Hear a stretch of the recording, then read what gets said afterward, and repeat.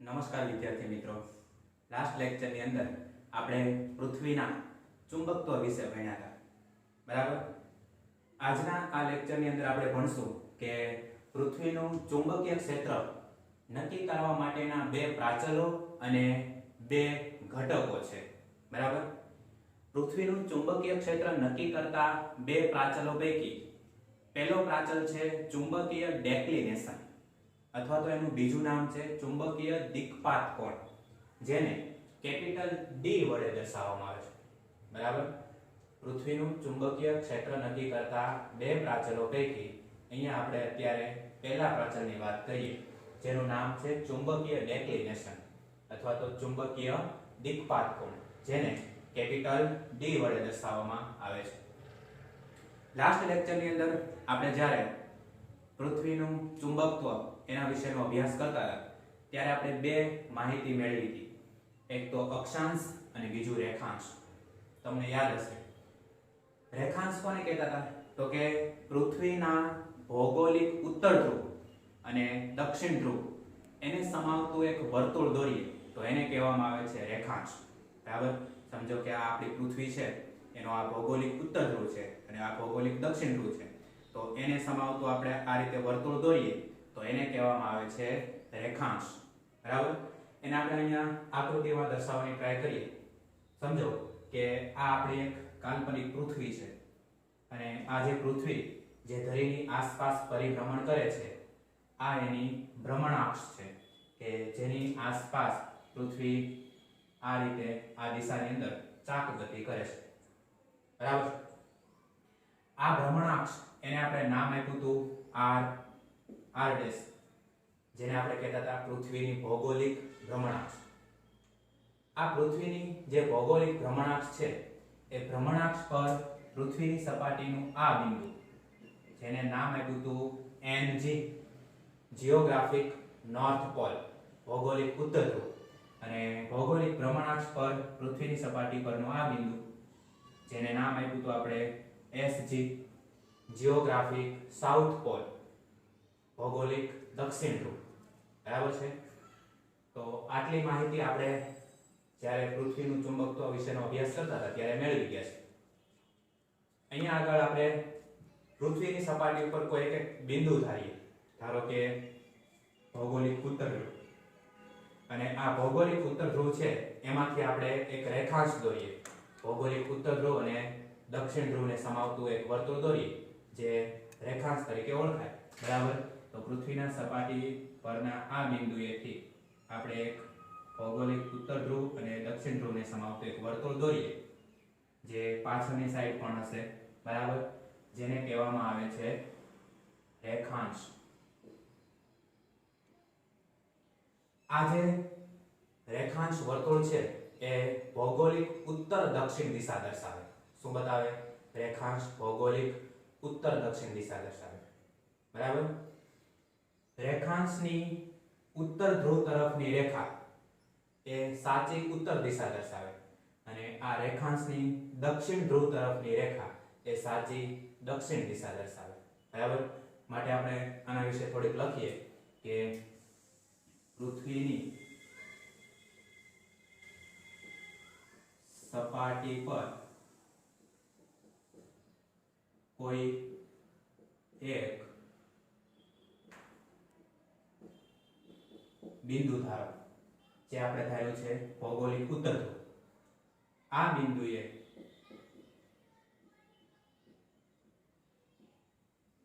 રેખાંશ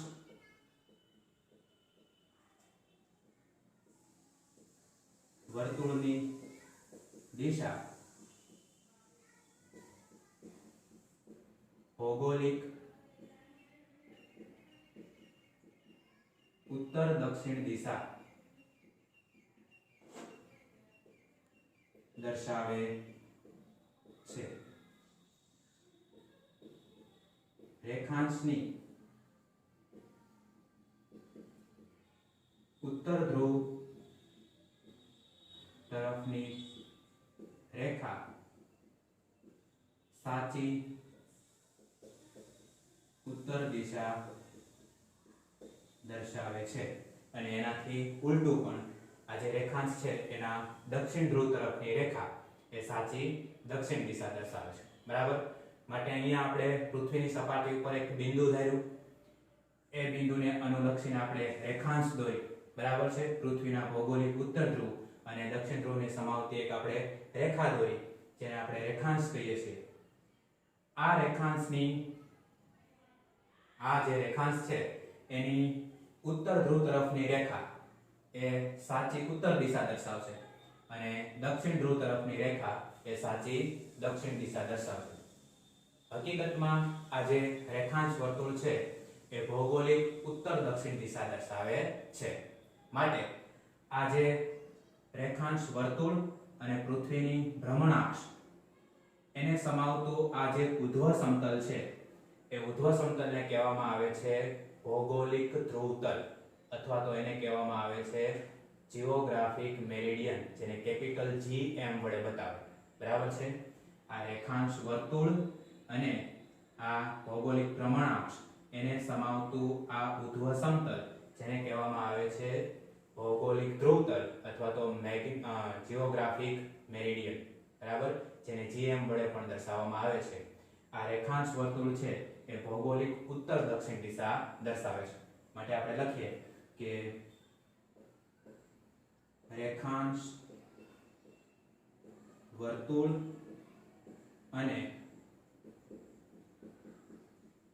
ભૌગોલિક ભ્રમણાક્ષ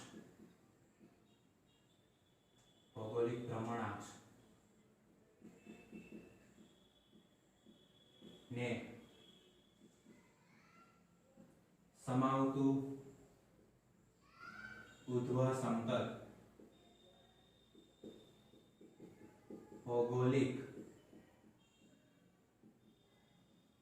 ધ્રુવતલ અથવા તો મેરિડિયન કહેવાય, બરાબર, જેને શોર્ટમાં GM વડે પણ દર્શાવવામાં આવે છે. GM એટલે જીઓગ્રાફિક મેરિડિયન, બરાબર. એટલે આ રેખાંશ વર્તુળ અને ભૌગોલિક ભ્રમણાક્ષ એને સમાવતું આ ઉધ્વ સમતલ એને કહેવામાં આવે છે ભૌગોલિક ધ્રુવતલ, બરાબર, અથવા તો જીઓગ્રાફિક મેરિડિયન તરીકે ઓળખવામાં આવે છે. જેવી રીતે આ રેખાંશ વર્તુળ એ ભૌગોલિક ઉત્તર દક્ષિણ દિશા દર્શાવે છે, એવી જ રીતે પૃથ્વીના ચુંબકીય ક્ષેત્રની ક્ષેત્ર રેખાઓ એ સાચી ચુંબકીય ઉત્તર દક્ષિણ દિશા દર્શાવે, બરાબર. પૃથ્વીના ચુંબકીય ક્ષેત્રની ક્ષેત્ર રેખાઓ એ સાચી ઉત્તર દક્ષિણ દિશા દર્શાવે, બરાબર છે. આ પૃથ્વી જે ચુંબકને કારણે પોતાની આસપાસ ચુંબકીય ક્ષેત્ર ઉત્પન્ન કરે છે એ લાસ્ટ લેક્ચરમાં આપણે બતાવ્યું હતું કે આ રીતે રહેલો છે, બરાબર. પૃથ્વી પોતાની આસપાસ જે ચુંબકને કારણે પોતાની આસપાસ ચુંબકીય ક્ષેત્ર ઉત્પન્ન કરે એ ચુંબક આ રીતે ગોઠવાયેલો છે. આ જે ચુંબક છે એનો આ S ધ્રુવ છે અને આ N ધ્રુવ છે. પૃથ્વીની અંદર રહેલો ચુંબક એનો દક્ષિણ ધ્રુવ એ ભૌગોલિક ઉત્તર ધ્રુવ તરફ છે અને એનો ઉત્તર ધ્રુવ એ ભૌગોલિક દક્ષિણ ધ્રુવ તરફ છે. માટે આ જે N છે એમાંથી ક્ષેત્ર રેખાઓ આ રીતે બહાર આવતી હશે અને S માં ક્ષેત્ર રેખાઓ દાખલ થતી હશે, બરાબર. આ રીતે ક્ષેત્ર રેખાઓ છે એ દાખલ થતી હશે અને અહીંયા આ રીતે N માંથી ક્ષેત્ર રેખાઓ બહાર નીકળતી હશે. તો આ ક્ષેત્ર રેખાઓ છે એ પણ એક સમતલ રહેશે આવી રીતે, બરાબર. N માંથી ક્ષેત્ર રેખાઓ બહાર નીકળે અને S માં દાખલ થાય, બરાબર છે. અને આજે વચ્ચે આપણે ચુંબક બતાવ્યો છે કે જેના કારણે પૃથ્વી પોતાની આસપાસ ચુંબકીય ક્ષેત્ર ઉત્પન્ન કરે, એ ચુંબકમાંથી પસાર થતી એક આપણે ત્રુટક રેખા દોરીએ આ રીતે, જેને આપણે જો યાદ હોય તો MM વડે બતાવ્યું, MM ડેશ. આ MM ડેશ એ પૃથ્વીની અંદર રહેલા ચુંબકની ચુંબકીય અક્ષ છે, બરાબર. અને આ જે ચુંબક છે એની ક્ષેત્ર રેખાઓ અને પૃથ્વીના ચુંબકની અક્ષ એની વચ્ચે રચાતું આ જે સમતલ છે, બરાબર, એને કહેવામાં આવે છે મેગ્નેટિક મેરિડિયન અથવા તો ચુંબકીય ધ્રુવતલ, બરાબર છે. જેવી રીતે આ રેખાંશ વર્તુળ એ ભૌગોલિક ઉત્તર દક્ષિણ દિશા દર્શાવે છે, એવી જ રીતે પૃથ્વીની અંદર રહેલો આ ચુંબક એની ચુંબકીય ક્ષેત્ર રેખાઓ એ પૃથ્વીના ચુંબકની ચુંબકીય ક્ષેત્ર રેખાઓની સાચી ઉત્તર દક્ષિણ દિશા દર્શાવે, બરાબર છે. તો એ ચુંબકીય ક્ષેત્ર રેખાઓ અને ચુંબકની અક્ષ વડે રચાતું આ જે સમતલ છે એને કહેવામાં આવે છે મેગ્નેટિક મેરિડિયન અથવા તો ચુંબકીય ધ્રુવતલ, બરાબર. માટે એની વ્યાખ્યા આપણે લખીએ કે ચુંબકની અક્ષ કઈ એમ ડેશ અને ચુંબકીય ક્ષેત્ર રેખા, બરાબર, અને ચુંબકીય ક્ષેત્ર રેખા વડે રચાતા સમતલને શું કહેવામાં આવે છે? મેગ્નેટિક મેરિડિયન અથવા તો ચુંબકીય ધ્રુવતલ કહે છે, બરાબર. જેને આપણે એમ વડે પણ દર્શાવી શકીએ. એમ એટલે મેગ્નેટિક મેરિડિયન. તો અહીંયા આગળ બે વ્યાખ્યા થઈ. પહેલી વ્યાખ્યા તો કે ભૌગોલિક ધ્રુવતલ કોને કહેવાય? તો કે રેખાંશ વર્તુળ અને ભૌગોલિક અક્ષને સમાવતું ઉધ્વ સમતલ એને કહેવામાં આવે છે ભૌગોલિક ધ્રુવતલ. અને બીજું મેગ્નેટિક મેરિડિયન ચુંબકીય ધ્રુવતલ એ કોને કહેવાય? તો કે પૃથ્વીની અંદર રહેલા ચુંબકની ચુંબકીય અક્ષ અને એની ક્ષેત્ર રેખાઓ વડે રચાતું આ જે સમતલ છે એને કહેવામાં આવે છે ચુંબકીય ધ્રુવતલ, બરાબર છે. હવે તમે સમક્ષિતિજ દિશામાં મુક્ત રીતે ફરી શકે એ રીતે કોઈ ચુંબકીય સોયને લટકાવો, બરાબર. તો આ જે ચુંબકીય સોય છે એ હંમેશા મેગ્નેટિક મેરિડિયન એટલે કે ચુંબકીય ધ્રુવતલમાં રહેશે અને ચુંબકીય સોયનો ઉત્તર ધ્રુવ એ પૃથ્વીના ચુંબકના ઉત્તર ધ્રુવ તરફ ગોઠવાશે, બરાબર છે. એટલે આપણે લખીએ આથી સમક્ષિતિજ સમતલમાં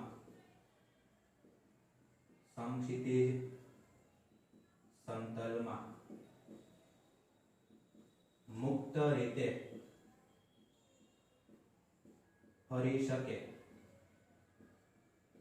તે રીતે લટકાવેલ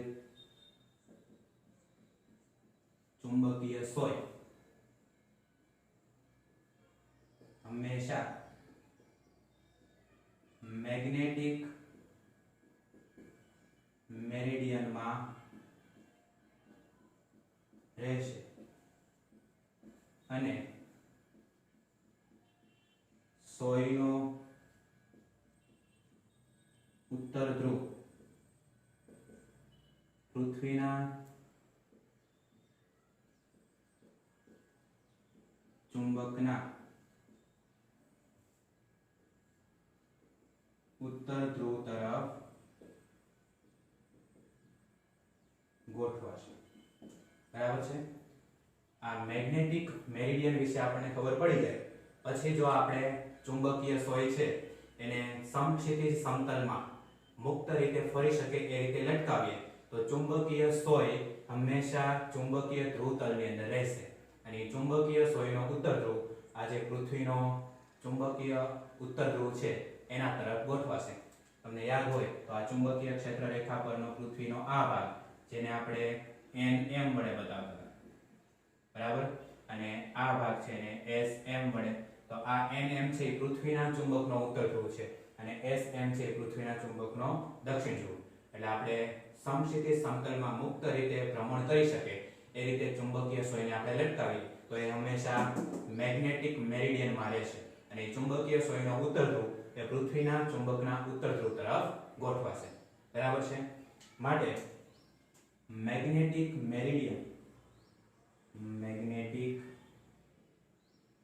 મેરિડિયન અને ભૌગોલિક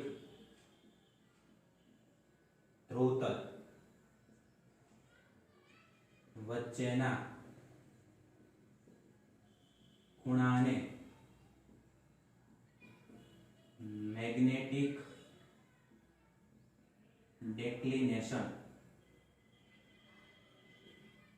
કહે છે. આ થઈ મેગ્નેટિક ડેક્લિનેશનની વ્યાખ્યા અથવા તો ચુંબકીય ડેક્લિનેશન. કોને કહેવાય? તો કે મેગ્નેટિક મેરિડિયન અથવા તો ચુંબકીય ધ્રુવતલ અને ભૌગોલિક ધ્રુવતલ વચ્ચેનો જે ખૂણો બને છે, બરાબર છે, એ ખૂણાને કહેવામાં આવે છે મેગ્નેટિક ડેક્લિનેશન. મતલબ કે આ જે ખૂણો છે, આ ખૂણો, આ થઈ ગયું મેગ્નેટિક મેરિડિયન, આ થઈ ગયું ચુંબકીય ધ્રુવતલ. તો એની વચ્ચેનો આ જે ખૂણો છે એને કહેવામાં આવે છે ડેક્લિનેશન. બરાબર છે, મેગ્નેટિક ડેક્લિનેશન, જેને આપણે કેપિટલ ડી વડે બતાવીએ છીએ. બરાબર છે. તો મેગ્નેટિક ડેક્લિનેશનની વ્યાખ્યા ખાસ યાદ રાખજો કે ભૌગોલિક ધ્રુવતલ અને ચુંબકીય ધ્રુવતલ વચ્ચેના ખૂણાને શું કહેવામાં આવે છે? મેગ્નેટિક ડેક્લિનેશન અથવા તો ચુંબકીય ડેક્લિનેશન. બરાબર છે. પૃથ્વીની જે વિષુવરેખા છે ત્યાં આગળ મેગ્નેટિક ડેક્લિનેશનનું મૂલ્ય ઓછું છે. આપણને ખ્યાલ છે કે આ ભ્રમણાક્ષ છે એને લંબ આ શું પસાર થાય છે? વિષુવરેખા, પૃથ્વીનું વિષુવવૃત્ત. બરાબર. ત્યાં આગળ આ રીતે આપણે અક્ષાંશ દોરીએ તો પૃથ્વીના વિષુવવૃત્ત ઉપર ડેક્લિનેશનનું મૂલ્ય ઓછું હોય. બરાબર. આ ખાસ યાદ રાખજો કે પૃથ્વીના વિષુવવૃત્ત પર ડેક્લિનેશન નું મૂલ્ય ઓછું છે. કારણ ખબર પડે ને? કારણ કે આ જે ડેક્લિનેશન છે એને આપણે શું કહીએ છીએ કે આ જે ભૌગોલિક ધ્રુવતલ અને ચુંબકીય ધ્રુવતલ એની વચ્ચેનો જે આ ખૂણો છે એને ડેક્લિનેશન કહેવાય. તો જેમ જેમ તમે વિષુવવૃત્ત તરફ આવતા જાઓ એમ ખૂણો છે એ નાનો બનતો જાય. બરાબર. વિષુવવૃત્ત તરફ આવો એમ ખૂણો છે કેવો બને? નાનો બને. એટલે પૃથ્વીનું જે આ વિષુવવૃત્ત છે અક્ષાંશ, બરાબર, ત્યાં આગળ ડેક્લિનેશનનું મૂલ્ય કેવું હશે? ઓછું હશે.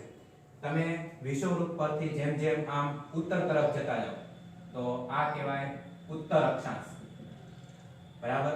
અને નીચે તરફ આપણે જતા જઈએ તો આ કહેવાય દક્ષિણ અક્ષાંશ. બરાબર. તો ઉત્તર અક્ષાંશ અને દક્ષિણ અક્ષાંશ ઉપર ડેક્લિનેશનનું મૂલ્ય છે એ વધારે હશે, પણ વિષુવરેખા ઉપર એટલે કે વિષુવવૃત્ત ઉપર છે ત્યાં આગળ ડેક્લિનેશનનું મૂલ્ય કેવું? ઓછું. માટે અહીંયા તમારી જાણકારી માટે લખું છું, આ છે એ વિષુવરેખા પરનો અક્ષાંશ, ત્યાં આગળ ડી છે એ કેવો હશે? ઓછું. બરાબર. એટલે કે ડેક્લિનેશન છે ઓછું.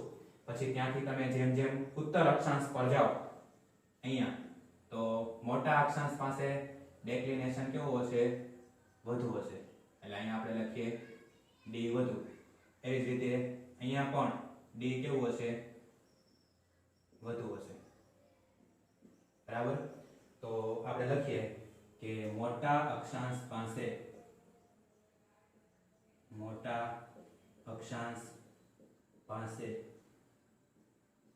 ડેક્લિનેશન વધુ હશે. બરાબર છે. વિષુવરેખા ઉપર ડેક્લિનેશન ડી ઓછું અને મોટા અક્ષાંશ એટલે કે ઉત્તર અક્ષાંશ અને દક્ષિણ અક્ષાંશ ઉપર ડેક્લિનેશનનું મૂલ્ય કેવું થશે? વધશે. કારણ કે તમે આમ જેમ જેમ ઉત્તર તરફ જતા જાઓ એમાં ઉત્તર ભૌગોલિક ધ્રુવતલ અને ચુંબકીય ધ્રુવતલ વચ્ચેનો ખૂણો વધતો જાય. એવી જ રીતે અહીંથી તમે જેમ જેમ નીચે તરફ આવતા જાઓ એમ એમ ભૌગોલિક ધ્રુવતલ અને ચુંબકીય ધ્રુવતલનો ખૂણો વધતો જાય. બરાબર. એટલે આ જે છે ઉત્તર અક્ષાંશ અને દક્ષિણ અક્ષાંશ ત્યાં આગળ ડેક્લિનેશનનું મૂલ્ય વધારે હશે, પણ વિષુવરેખા ઉપર ડી છે એ ઓછો હશે, કારણ કે ત્યાં આગળ ખૂણો છે એ ખૂબ નાનો બને છે. બરાબર છે. માટે ભારતમાં છે ડેક્લિનેશનનું મૂલ્ય ઓછું હશે. ભારતમાં ડેક્લિનેશન નું મૂલ્ય ઓછું છે. ભારતમાં ડેક્લિનેશનનું મૂલ્ય ઓછું છે એનું કારણ શું? તો કે ભારત છે એમાંથી જ એક વિષુવવૃત્ત પસાર થાય છે, બરાબર છે? એટલે પૃથ્વીના વિષુવવૃત્ત પરનો દેશ છે ભારત, બરાબર છે? ભારતમાંથી વિષુવરેખા પસાર થાય છે, એટલા માટે આપણે અહીંયા વાત કરી કે વિષુવવૃત્ત ઉપર છે એ ડેક્લિનેશનનું મૂલ્ય કેવું છે? ઓછું છે. અને આપણા દેશમાંથી જ વિષુવવૃત્ત પસાર થાય છે, બરાબર છે? એટલે આપણા દેશમાં એટલે કે ભારતમાં ડેક્લિનેશનનું મૂલ્ય કેવું હશે? ઓછું હશે. એમાં તમને બે સ્થળના ડેક્લિનેશનના મૂલ્યો આપેલા છે. એક તો ભારતમાં દિલ્હીમાં ડેક્લિનેશનનું મૂલ્ય છે એ 0 ડિગ્રી અને 41 મિનિટ ઈસ્ટ, બરાબર? અને મુંબઈની અંદર એ ડેક્લિનેશનનું મૂલ્ય છે 0 ડિગ્રી અને 58 મિનિટ વેસ્ટ, બરાબર? મૂલ્ય ખાસ ચેક કરી લેવા કે ભારતની અંદર ઓકે દિલ્હીની અંદર 0 ડિગ્રી અને 41 મિનિટ ઈસ્ટ અને મુંબઈની અંદર 0 ડિગ્રી અને 58 મિનિટ વેસ્ટ. એટલે જ્યાં આગળ ડેક્લિનેશનનું મૂલ્ય વધારે હશે ત્યાં આગળ ચુંબકીય સોય વડે આપણને સાચી ઉત્તર દક્ષિણ દિશા મળશે નહીં, અને જ્યાં આગળ ડેક્લિનેશનનું મૂલ્ય ઓછું હશે ત્યાં આગળ ચુંબકીય સોય વડે આપણને સાચી ઉત્તર દક્ષિણ દિશા મળે. માટે ભારતની અંદર આ બે જ સ્થળ એવા છે કે જ્યાં ડેક્લિનેશનનું મૂલ્ય ઓછું છે. તમે જુઓ 0 ડિગ્રી 41 મિનિટ અને 0 ડિગ્રી 58 મિનિટ, એટલે ડેક્લિનેશનનું મૂલ્ય ખૂબ ઓછું થાય. તો ભારતની અંદર તમે દિલ્હી કે મુંબઈ આ બંને સ્થળે જઈ અને તમારી કંપાસ પેટી એટલે કે ચુંબકીય સોય રાખશો તો એ પૃથ્વીની સાચી ઉત્તર દક્ષિણ દિશા દર્શાવશે. કહેવાનું તાત્પર્ય એ છે કે તમે અત્યાર સુધી એવું ભણ્યા છો કે ચુંબકીય સોય વડે આપણે પૃથ્વીની ઉત્તર દક્ષિણ દિશા નક્કી કરી શકીએ છીએ, પણ હકીકતમાં એવું નથી. જ્યાં આગળ ડેક્લિનેશનનું મૂલ્ય ઓછું હશે ત્યાં જ ચુંબકીય સોય છે એ પૃથ્વીની સાચી ઉત્તર દક્ષિણ દિશા દર્શાવશે. એટલે ભારતમાં જો આપણે ઉત્તર દક્ષિણ દિશા સાચી નક્કી કરવી હોય તો મુંબઈ અથવા તો દિલ્હી આપણે જઈએ તો ત્યાં આગળ ચુંબકીય સોય વડે સાચી ઉત્તર દક્ષિણ દિશા નક્કી કરી શકાય. બાકી આડેધડ ગમે એ જગ્યાએ આપણે ચુંબકીય સોય વડે પૃથ્વીની સાચી ઉત્તર દક્ષિણ દિશા નક્કી કરી શકતા નથી, બરાબર છે? અત્યાર સુધી તમે એવું જ ભણ્યા છો કે ચુંબકીય સોય વડે પૃથ્વી પરની આપણે ઉત્તર દક્ષિણ દિશા છે એ સાચી નક્કી કરી શકીએ, પણ એવું છે નહીં, બરાબર? જ્યાં આગળ ડેક્લિનેશનનું મૂલ્ય ઓછું હશે ત્યાં આગળ ચુંબકીય સોય વડે સાચી ઉત્તર દક્ષિણ દિશા મળશે. માટે ભારતની અંદર દિલ્હી અને મુંબઈ ખાતે ચુંબકીય સોય વડે આપણે સાચી ઉત્તર દક્ષિણ દિશા દર્શાવી શકીએ છીએ, બરાબર છે? એટલે ડેક્લિનેશન કોને કહેવાય ખ્યાલ આવ્યો? એની વ્યાખ્યા શું કીધી આપણે કે મેગ્નેટિક મેરિડિયન અને ભૌગોલિક ધ્રુવતલ વચ્ચેના ખૂણાને મેગ્નેટિક ડેક્લિનેશન કહેવાય. એની બીજી રીતે પણ વ્યાખ્યા આપી શકાય કે પૃથ્વી પરના કોઈ પણ સ્થળે સાચી ભૌગોલિક ઉત્તર દક્ષિણ દિશા અને સાચી ચુંબકીય ઉત્તર દક્ષિણ દિશા વચ્ચેના ખૂણાને મેગ્નેટિક ડેક્લિનેશન કહેવાય.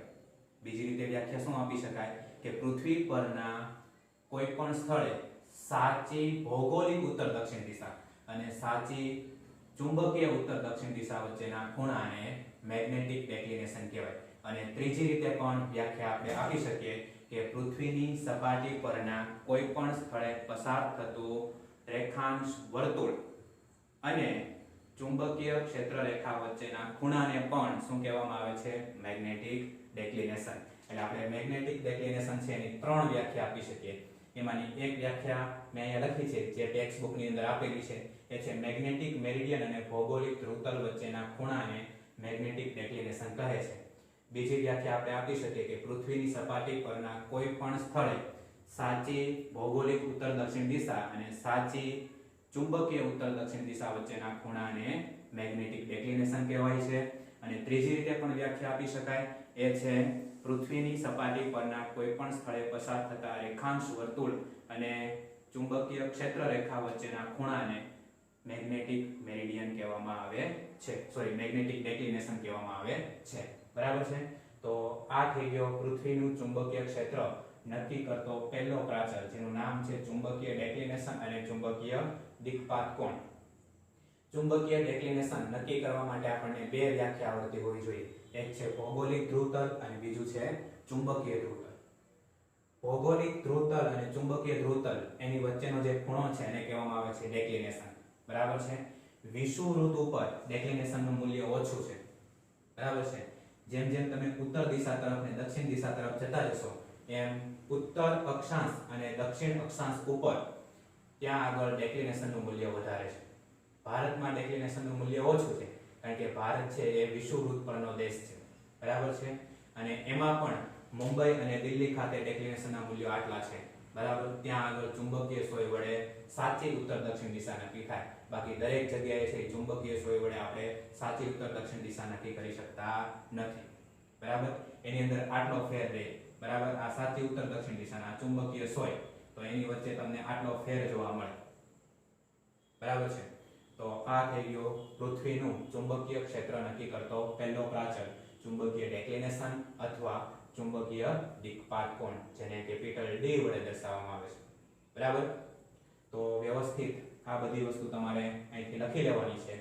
ત્યાર પછી આપણે પૃથ્વીનું ચુંબકીય ક્ષેત્ર નક્કી કરતો બીજો પ્રાચલ, એનું નામ છે નમન કોણ અથવા તો ઇન્ક્લિનેશન, બરાબર. અથવા તો એંગલ ઓફ ડીપ અથવા તો ડીપ ઓફ એંગલ, આવા 3-4 એના નામ છે. એ બીજો પ્રાચલ છે, બરાબર. એના વિશે ચર્ચા કરીએ એ પહેલા આ દરેક વસ્તુ વ્યવસ્થિત લખી નાખો. હવે મિત્રો આપણે પૃથ્વીનું ચુંબકીય ક્ષેત્ર નક્કી કરતો બીજા નંબરનો પ્રાચલ જોઈએ, જેનું નામ છે મેગ્નેટિક ડીપ અથવા તો એને બીજા નામથી ઓળખવામાં આવે છે એંગલ ઓફ ડીપ અથવા તો ડીપ એંગલ અથવા તો ઇન્ક્લિનેશન અથવા તો એને ગુજરાતીમાં નમણ કોણ પણ કહેવામાં આવે છે. તો આ પૃથ્વીનું ચુંબકીય ક્ષેત્ર નક્કી કરતો બીજો પ્રાચલ છે, જેનું મૂળ નામ છે મેગ્નેટિક ડીપ. બાકી બીજા નામથી પણ એને ઓળખવામાં આવે છે, એ છે deep angle, angle of deep, inclination, બરાબર છે. ગુજરાતીમાં એને નમન કોણ પણ કહેવાય છે ઘણી વખત, જેને સંજ્ઞામાં કેપિટલ આઈ વડે દર્શાવવામાં આવે છે, કે જે પૃથ્વીનું ચુંબકીય ક્ષેત્ર નક્કી કરે છે. એના વિશેની આપણે માહિતી મેળવીએ. તો આપણે જાણીએ છીએ કે પૃથ્વી ચુંબકત્વ ધરાવે છે, એટલે એની આસપાસ એક ચુંબકીય ક્ષેત્ર ઉત્પન્ન કરશે. ચુંબકીય ક્ષેત્ર ઉત્પન્ન કરે તો પૃથ્વીની સપાટીમાંથી ચુંબકીય ક્ષેત્ર રેખાઓ પસાર થતી હશે. આ જે ચુંબકીય ક્ષેત્ર રેખાઓ છે એ પૃથ્વીની સપાટી પરના દરેક સ્થળે જમીનને સમાંતર નથી કે પછી સમક્ષિતિજ અક્ષને સમાંતર નથી. શબ્દ ખાસ પકડજો, હું શું કહું છું એ. પૃથ્વી ચુંબકત્વ ધરાવે છે એટલે એની આસપાસના વિસ્તારમાં ચુંબકીય ક્ષેત્ર ઉત્પન્ન થશે, એટલે ચુંબકીય ક્ષેત્ર રેખાઓ પસાર થતી હશે. આ ક્ષેત્ર રેખાઓ પૃથ્વીની સપાટી પરના દરેક સ્થળે એ જમીનને સમાંતર નથી, બરાબર, કે સમક્ષિતિજ અક્ષને સમાંતર નથી. ચુંબકના ધ્રુવો ઉપરની આપણે વાત કરીએ, આ ઉત્તર ધ્રુવ કે જે ઉત્તર કેનેડામાં આવેલો છે, ત્યાં આગળ પૃથ્વીના ચુંબકની ચુંબકીય ક્ષેત્ર રેખાઓ આમ શિરોલંબ અધો દિશામાં દાખલ થાય છે, બરાબર છે. એવી જ રીતે એના દક્ષિણ ધ્રુવની વાત કરીએ આપણે, કે જે એન્ટાર્કટિકામાં આવેલો છે, ત્યાં આગળ ક્ષેત્ર રેખાઓ છે શિરોલંબ ઉધ્વ દિશામાં બહાર નીકળતી દિશામાં બતાવેલી છે, બરાબર. એટલે કહેવાનું તાત્પર્ય એ છે કે પૃથ્વી જે ચુંબકત્વ ધરાવે છે એની ચુંબકીય ક્ષેત્ર રેખાઓ પૃથ્વીની સપાટી પરના દરેક સ્થળે એ જમીનને સમાંતર નથી. એના ધ્રુવો પાસે ચુંબકીય ક્ષેત્ર રેખાઓ છે એ પૃથ્વીની સપાટીને લંબ છે. તમે જુઓ, આ છે પૃથ્વીના ચુંબકનો ધ્રુવ છે, તો આ ચુંબકીય ક્ષેત્ર રેખા અને આ પૃથ્વીની સપાટી, તો ચુંબકીય ક્ષેત્ર રેખાઓ છે એ પૃથ્વીની સપાટીને લંબ છે, બરાબર. તો અહીંયા પણ એવું છે, દક્ષિણ ધ્રુવ પાસે ચુંબકીય ક્ષેત્ર રેખાઓ છે એ પૃથ્વીની સપાટીને લંબ છે. પણ જેમ જેમ આપણે એના ધ્રુવો પરથી જેમ જેમ પૃથ્વીના વિષુવ રેખાઓ પર તરફ તમે આવતા જાઓ એમ એમ ચુંબકીય ક્ષેત્ર રેખાઓ છે એ પૃથ્વીની સપાટીને સમાંતર થતી જાય, બરાબર છે. પૃથ્વીના ચુંબકના ધ્રુવો ઉપરથી આપણે જેમ જેમ વિષુવવૃત્ત તરફ જતા જઈએ એમ ચુંબકીય ક્ષેત્ર રેખાઓ એ પૃથ્વીની સપાટીને સમાંતર થતી જાય, એટલે કે જમીનને સમાંતર થતી જાય, બરાબર છે. એટલે કહેવાનો મતલબ શું, તો કે જેમ જેમ આ ધ્રુવો પરથી આપણે વિષુવવૃત્ત તરફ આવીએ એમ એમ ચુંબકીય ક્ષેત્ર રેખાઓ નમતી જાય છે, બરાબર છે. ચુંબકીય ક્ષેત્ર રેખાઓ શું થાય, નમતી જાય છે. અને વિષુવ રેખા પાસે ક્યાંક આ ચુંબકીય ક્ષેત્ર રેખાઓ એ પૃથ્વીની સપાટીને સમાંતર બની જાય છે, બરાબર. અહીંયા આગળ પણ એવું થાય છે કે આ ધ્રુવથી તમે જેમ જેમ વિષુવ રેખા તરફ આવતા જાઓ એમ એમ ચુંબકીય ક્ષેત્ર રેખાઓ છે નમતી જાય છે, બરાબર. માટે પૃથ્વીની સપાટી પરના કોઈ પણ સ્થળે ચુંબકીય ક્ષેત્ર રેખાએ સમક્ષિતિજ અક્ષ સાથે બનાવેલા ખૂણાને નમન કોણ કહેવામાં આવે છે, જેને આપણે I વડે દર્શાવીએ છીએ. બરાબર. તો મેગ્નેટિક દીપ અથવા તો નમન કોણની વ્યાખ્યા લખવી તો શું લખાય? તો કે પૃથ્વીની સપાટી પરના કોઈ પણ સ્થળે પૃથ્વીની ચુંબકીય ક્ષેત્ર રેખાએ સમક્ષિતિજ અક્ષ સાથે બનાવેલા ખૂણાને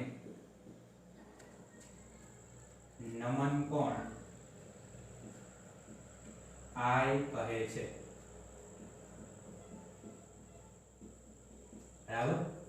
પૃથ્વી જે ચુંબક તરીકે વર્તે છે એ ચુંબકના ધ્રુવો પાસે ચુંબકીય ક્ષેત્ર રેખાઓ એ પૃથ્વીની સપાટીને લંબ છે, પણ જેમ જેમ વિષુવરેખા તરફ આવતા જઈએ એમ ચુંબકીય ક્ષેત્ર રેખાઓ છે નમતી જાય છે અને વિષુવરેખા પરના કોઈ પણ સ્થળે એ ચુંબકીય ક્ષેત્ર રેખાઓ પૃથ્વીની સપાટીને સમાંતર બની જાય છે. માટે પૃથ્વીની સપાટી પરના કોઈ પણ સ્થળે પૃથ્વીની ચુંબકીય ક્ષેત્ર રેખાએ સમક્ષિતિજ સાથે બનાવેલા ખૂણાને શું કહેવામાં આવે છે? નમન કોણ I કહેવામાં આવે છે. બરાબર. ચુંબકના ધ્રુવો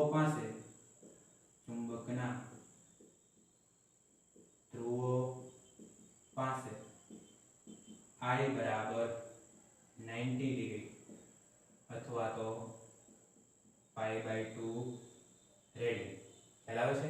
આ જે ચુંબકનો ધ્રુવ છે ત્યાં આગળ આ જે I એટલે કે નમન કોણનું મૂલ્ય એ કેટલું હશે? 90 ડિગ્રી અથવા તો π/2 રેડિયન. એનું કારણ શું? તો કે ધ્રુવો પાસે ચુંબકીય ક્ષેત્ર રેખાઓ પૃથ્વીની સપાટી સાથે 90 ડિગ્રીના ખૂણે ગોઠવાયેલી છે, લંબ છે, એટલે ત્યાં આગળ ઇન્ક્લિનેશનનું મૂલ્ય 90 ડિગ્રી થશે અને વિષુવવૃત્ત પર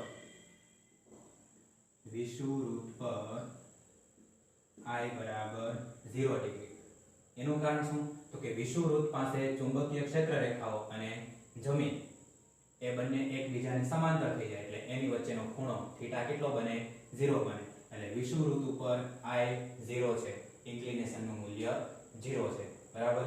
તો આ થઈ ગયો ચુંબકીય ક્ષેત્ર નક્કી કરતો બીજો પ્રાચલ, જેને આપણે magnetic deep angle of deep, inclination અથવા તો ગુજરાતીમાં નમન કોણ વડે દર્શાવીએ છીએ, જેને સંજ્ઞામાં I દ્વારા દર્શાવે. બરાબર છે. તો એની વ્યાખ્યા આપણે લખી કે પૃથ્વીની સપાટી પરના કોઈ પણ સ્થળે પૃથ્વીની ચુંબકીય ક્ષેત્ર રેખાઓ અને સમક્ષિતિજ અક્ષ સાથે બનાવેલા ખૂણાને નમન કોણ I કહે છે. અને ચુંબકના ધ્રુવો પાસે નમન કોણ I એ 90 ડિગ્રી અથવા તો π/2 રેડિયન હશે અને વિષુવવૃત્ત પર I છે એ 0 ડિગ્રી હશે, કારણ કે ત્યાં આગળ ચુંબકીય ક્ષેત્ર રેખાઓ પૃથ્વીની સપાટીને સમાંતર બને છે. બરાબર. તો આ થઈ ગયો પૃથ્વીનું ચુંબકીય ક્ષેત્ર નક્કી કરતો પ્રાચલ નંબર 2. વ્યવસ્થિત જોઈ લો. બરાબર. લખી નાખો. ત્યાર પછી આપણે પૃથ્વીનું ચુંબકીય ક્ષેત્ર નક્કી કરતા બે ઘટકો જોઈએ. એ ઘટકો એક છે સમક્ષિતિજ ઘટક અને બીજો છે એનો લંબ ઘટક એટલે કે ઉધ્વ ઘટક. બરાબર. હવે મિત્રો આપણે પૃથ્વીનું ચુંબકીય ક્ષેત્ર નક્કી કરતા બે પ્રાચલો જોઈ લીધા. ત્યાર પછી આપણે જોઈએ પૃથ્વીનું ચુંબકીય ક્ષેત્ર નક્કી કરતા બે ઘટકો. બરાબર છે. તો આપણો ટોપિક હવે છે પૃથ્વીના ચુંબકીય ક્ષેત્રના ઘટકો. તો હમણાં જ આપણે જોયું કે ચુંબકીય સોય અથવા તો ચુંબકીય ક્ષેત્ર રેખાઓ એ સમક્ષિતિજ અક્ષ સાથે I જેટલા ખૂણે નમેલી હોય. તો જ્યારે ચુંબકીય સોય અથવા તો ચુંબકીય ક્ષેત્ર રેખાઓ એ સમક્ષિતિજ અક્ષ સાથે I જેટલા ખૂણે નમેલી હશે ત્યારે કેટલીક વખત ચુંબકીય સોયનો ઉત્તર ધ્રુવ ઉપર હશે તો કેટલીક વખત ચુંબકીય સોયનો દક્ષિણ ધ્રુવ છે એ ઉપર તરફ હશે. બરાબર. આથી I જેટલા ખૂણે ચુંબકીય ક્ષેત્ર રેખાઓ એ સમક્ષિતિજ અક્ષ સાથે નમેલી હોય ત્યારે ચુંબકીય ક્ષેત્રના બે ઘટકો મળે. એક જમીનને સમાંતર ઘટક અથવા તો સમક્ષિતિજ ઘટક અને બીજો ઉધ્વ ઘટક અથવા તો જમીનને લંબ ઘટક. આવા બે ઘટકો આપણને મળે. બરાબર. જેને આપણે આકૃતિમાં દર્શાવીએ. સપોઝ કે આપણે આવા બે સમતલો બતાવ્યા છે. એને હું નામ આપું છું P Q R S P Q dash S dash R. તો અહીંયા આપણા જે બે સમતલો છે એમાં પહેલું સમતલ P Q R S P Q R S એને કહેવામાં આવે છે જિયોગ્રાફિક મેરિડિયન અથવા તો ભૌગોલિક ધ્રુવતલ. અને આ જે સમતલ છે P Q dash S dash R P Q dash S dash R એ છે મેગ્નેટિક મેરિડિયન, ચુંબકીય ધ્રુવતલ. બરાબર. એટલે પહેલું જે સમતલ છે એ છે ભૌગોલિક ધ્રુવતલ અને આ બીજું જે સમતલ છે એ છે ચુંબકીય ધ્રુવતલ. બરાબર. હવે ધારો કે આ દિશામાં આપણે વાત કરીએ તો ત્યાં સાચી ઉત્તર દિશા દર્શાવે છે, સાચી ઉત્તર દિશા, અથવા તો આપણે ભૌગોલિક ઉત્તર દિશા કહીએ. આ તરફ છે PQ તરફ એ સાચી ઉત્તર દિશા અથવા તો ભૌગોલિક ઉત્તર દિશા હશે એવું આપણે ધારી લઈએ. એવી જ રીતે આ PQ ડેશ E તરફ આપણે ધારીએ કે સાચી ચુંબકીય ઉત્તર દિશા. બરાબર. PQ ડેશ છે એ શું છે? સાચી ચુંબકીય ઉત્તર દિશા. આ જે બિંદુ P છે ત્યાંથી ધારો કે આ બાજુ ચુંબકીય ક્ષેત્ર રહેલું છે BE. બરાબર. અને આ PQ ડેશ અક્ષ ઉપર આ એનો સમક્ષિતિજ ઘટક છે જેને હું કેપિટલ HE વડે બતાવું છું. બરાબર. તો આ જે સમક્ષિતિજ અક્ષ અને પૃથ્વીનું જે ચુંબકીય ક્ષેત્ર છે એની વચ્ચેનો જે ખૂણો છે એને આપણે I વડે બતાવીએ, નમન કોણ. બરાબર.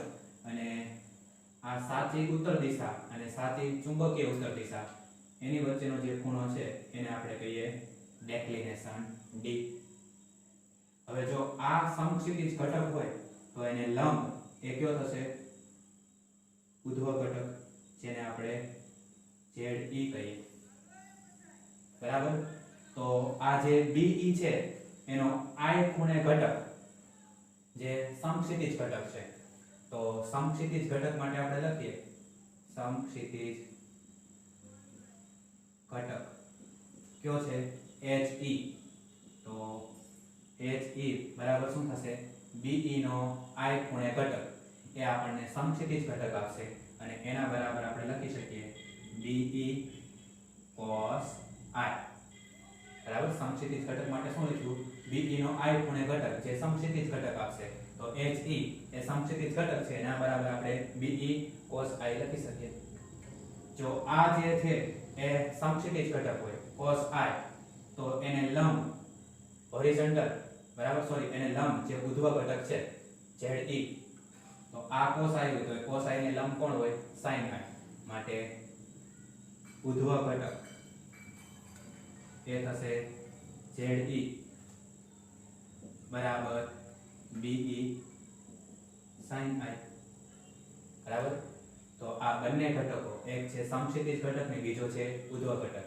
આ છે જમીનને સમાંતર ઘટક અને આ જમીનને લંબ ઘટક. આ બંને ઘટકો છે પૃથ્વીનું ચુંબકીય ક્ષેત્ર નક્કી કરે. બરાબર છે. કઈ રીતે આવ્યો એ ખ્યાલ આવ્યો? બરાબર. આ PQ RS એ આપણું જિયોગ્રાફિક મેરિડિયન છે. PQ dash S dash R એ આપણું મેગ્નેટિક મેરિડિયન છે. PQ તરફ સાચી ઉત્તર દિશા અથવા તો ભૌગોલિક ઉત્તર દિશા છે. PQ ડેશ તરફ સાચી ચુંબકીય ઉત્તર દિશા છે. બરાબર. સાચી ચુંબકીય ઉત્તર દિશા અને સાચી ભૌગોલિક ઉત્તર દિશા એની વચ્ચેનો ખૂણો એ ડેક્લિનેશન છે. બરાબર છે. P બિંદુમાંથી આ દિશામાં ધારો કે ચુંબકીય ક્ષેત્ર છે પૃથ્વીનું. PQ ઉપર સમક્ષિતિજ ઘટક છે. તો આ સમક્ષિતિજ ઘટક ને પૃથ્વીના ચુંબકીય ક્ષેત્ર વચ્ચેનો ખૂણો I, જેને આપણે નમન કોણ કહીએ છીએ. આ સમક્ષિતિજ ઘટક તો એને લંબ ઉધ્વ ઘટક, જેને આપણે ZE વડે બતાવીએ છીએ. તો BE નો I ખૂણે ઘટક એ સમક્ષિતિજ ઘટક આપશે HE બરાબર BE cos I અને cos ને લંબ એ ઉધ્વ ઘટક આપે ઉધ્વ ઘટક ZE બરાબર BE sin I. હવે આ HE અને ZE બંનેનો વર્ગ કરી અને એનો સરવાળો કરો અને એ વર્ગના સરવાળાનું વર્ગમૂળ એ આપણને જે તે બિંદુ પાસે પૃથ્વીના ચુંબકીય ક્ષેત્રનું મૂલ્ય આપશે. બરાબર, આપણે શું કરવાનું, આ બંને ઘટકોનો વર્ગ કરવાનો, એનો સરવાળો કરવાનો, ત્યાર પછી એનું વર્ગમૂળ કાઢો, એ તમને શું આપશે તો કે પૃથ્વી પરના જે તે સ્થળનું ચુંબકીય ક્ષેત્રનું મૂલ્ય આપશે. તો આપણે જોઈએ h નો સ્ક્વેર કરીએ તો he વર્ગ બરાબર be વર્ગ cos સ્ક્વેર i, પછી z નો વર્ગ કરો તો ze વર્ગ બરાબર be વર્ગ ઇન્ટુ sin સ્ક્વેર i. વર્ગ થઈ ગયો બંને ઘટકોનો. હવે એનો સરવાળો કરો તો આ મળશે આપણને he square plus ze square બરાબર be square cos square i plus be square sin square i. be square common કાઢી લો તો આ મળશે આપણને be સ્ક્વેર કૌંસમાં cos square i plus sin square i. બરાબર, તો cos square i plus sin square i એટલે શું થઈ જાય 1. તો આ આપણને મળી ગયું be સ્ક્વેર એના બરાબર h square plus z square. આ be સ્ક્વેર છે વર્ગમૂળ કાઢો તો તમને આવું મળે be બરાબર root of h square plus z square. એટલે આપણે શું કીધું હતું કે પૃથ્વીનો જે આ સમક્ષિતિજ ઘટક અને ઉધ્વ ઘટક એ બંને ઘટકોનો આપણે વર્ગ કરી સરવાળો કરીએ અને એનું વર્ગમૂળ કાઢીએ તો આપણને મળે be બરાબર √h square plus z square, જે પૃથ્વી પરના પરિણામી ચુંબકીય ક્ષેત્રનું મૂલ્ય આપે be બરાબર √h square plus z square. જો આ બંનેનો ભાગાકાર કરવામાં આવે તો તમને tan i મળશે. બરાબર, આપણે આમ કરીએ ze અને એના છેદમાં he બરાબર શું આવશે તો કે be sin i છેદમાં be cos i. be cancel થઈ જાય તો ze છેદમાં he sin upon cos એટલે tan i. તો આ બે સૂત્રની મદદથી આપણે પૃથ્વી પર પરિણામી ચુંબકીય ક્ષેત્રનું મૂલ્ય મેળવી શકીએ. બરાબર, પહેલું શું તો કે પૃથ્વીના બંને ઘટકોના વર્ગોનો સરવાળાનું વર્ગમૂળ એ મળે આપણને be બરાબર √h square plus z square, અને બંને ઘટકોનો ભાગાકાર કરો તો z ના છેદમાં h બરાબર tan i. આ બંને સૂત્રોની મદદથી આપણે પૃથ્વી પરનું પરિણામી ચુંબકીય ક્ષેત્રનું મૂલ્ય મેળવી શકીએ. બરાબર, આની મદદથી તમને નમન કોણ મળી જાય i, અને આની મદદથી પરિણામી ચુંબકીય ક્ષેત્ર મળી જાય. આ બંને સૂત્રનો ઉપયોગ આપણે દાખલાની અંદર કરવાના છે. બરાબર, તો આ વાત થઈ ગઈ પૃથ્વીના ચુંબકીય ક્ષેત્રના ઘટકોની. બરાબર છે, તો વ્યવસ્થિત આ પણ તમે જોઈ લેજો.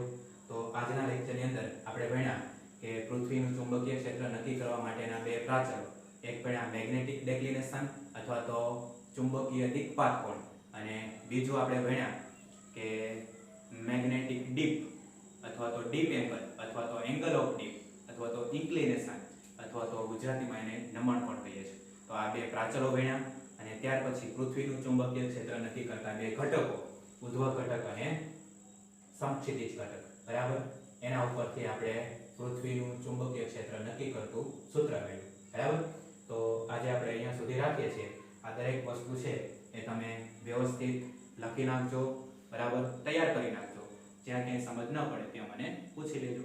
બરાબર, તો અહીંયા સુધી આપણે રાખીએ.